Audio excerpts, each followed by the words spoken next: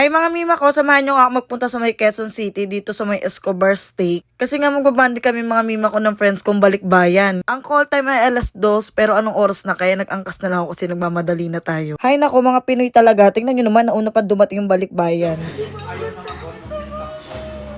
Sobrang ganda nga na pasalubong niya sa aming mga rosary dahil blessed from Israel to kaya sobrang nakaka-touch yung mga kwento behind this. Habang hinihintay pa namin yung isang kasama namin, umorder na kami at sabi namin iserve na lang kapag nandito na siya. And finally, the wait is over. Sanay naman talaga tayo na pag-usapan ng alas 2 mga sisidatingan ng mga alas 3. Pero saktong-sakto lang naman dahil pagdating niya, inaserve na rin naman agad yung order namin at hindi na kami nag-antay ng matagal. Kwento ko nga pala, ito yung mga tao na hindi ko madalas makasama pero para sa akin mga gold to. Naalala ko nga noon, tamang tambay lang kami sa gilid ng bakery. Sobrang simple nga lang namin noon, basta may tigi isang bote lang kami, okay na kami. So ngayon, stay karo ang mga trip ng lola mo. Syempre, hindi mawawala yung kaligayahan namin, ang beer. Kung sa gilingan ng bakery, umu-order kami, dito pa kaya? Ito na yung best part kasi magkakamustahan na at nagsisimula na maiinit na nagbabagang balita. Pero naisip ko dahil gutom na gutom ako, wala akong energy, kaya susubo muna ako at kakain. Pero antayin nyo, kung hindi ako magpapatalo sa inyo, mayroon din akong chika. Ito nga yung pinaka-na-miss ko sa pagsasamahan namin, yung walang kasawa-sawang kwentuhan, kung saan na kami nakakarating. Pero hindi na uubusan ng isa't isa ng kwento.